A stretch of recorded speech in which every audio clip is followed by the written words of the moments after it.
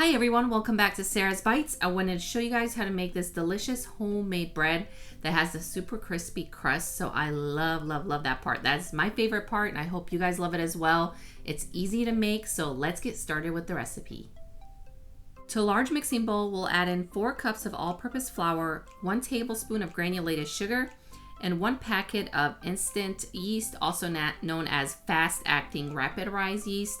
And this packet is equivalent to 2 1/4 teaspoons. So if you have one of those big bags of yeast, that's how much it'll be. And then you're just gonna stir that together. And then we'll add in 2 teaspoons of salt, stir that together again, and then we're going to start adding our warm water. You'll need 1 3/4 cup of warm water. And when I say warm, it should be around 110 degrees. So if you have a kitchen thermometer, perfect. Use that to measure it. If not, just kind of touch it. It's not going to be hot, but it's not also going to be lukewarm. It'll be a little bit warmer than that. And really, you're not going to go too wrong with it since we're using instant yeast. And then you're going to mix that together with a spoon or spatula for about a minute or so. And then we're going to place everything on our cutting board or countertop, and we're going to start kneading the dough. Now, if by chance you only have active dry yeast and not instant yeast, go ahead and use 3 teaspoons of active dry yeast and make sure you proof it first in some of your warm water. So not additional water. Grab some of that 1 3/4 cup of warm water and proof it for 5 minutes. So you'll do that step first before you start anything. And that's only if you have active dry yeast. We're going to flour our work surface and start kneading the dough. I like to knead mine for at least 5 to 7 minutes, definitely not under 5 because we want to make sure we have some really good gluten development, and that's gonna make for a nice, fluffy, big loaf of bread when it's baked in the oven.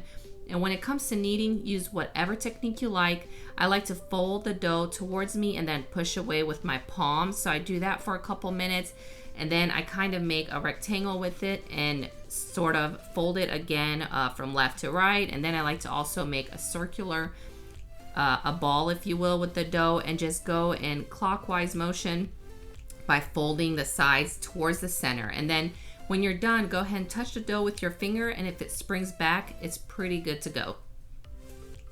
Grab your bowl, sprinkle a little flour in there, and grease your ball of dough with some olive oil or vegetable oil. And then we're gonna cover it with a towel or plastic wrap and let it rise for 30 minutes.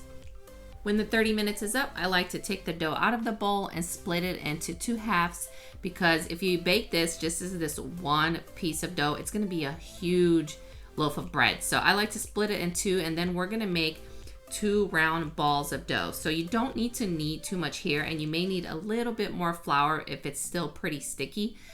You're just gonna knead it a little bit to form a circle.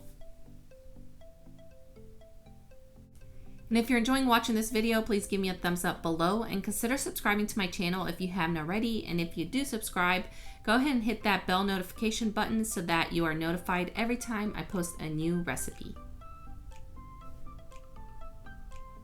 And I don't know about you guys, but I personally love kneading dough with my hands. You can also make bread in a Kitchenaid stand mixer, which is way faster and way easier because that Kitchenaid is gonna do all the kneading for you.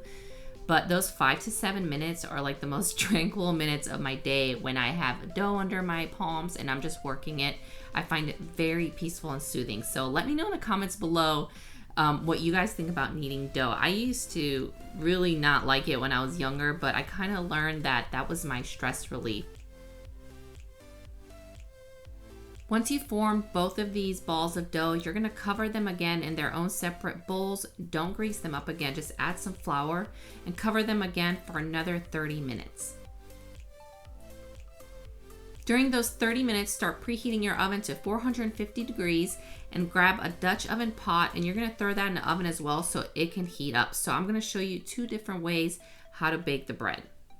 Preheat your oven to 450 degrees, and I wanted to show you how to make this dough a couple different ways.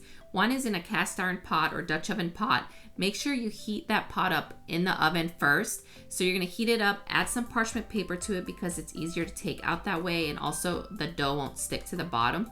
And I like to make a slit in my dough, and in that 30 minutes, it should have doubled in size again. If it didn't, let it rise a little bit longer.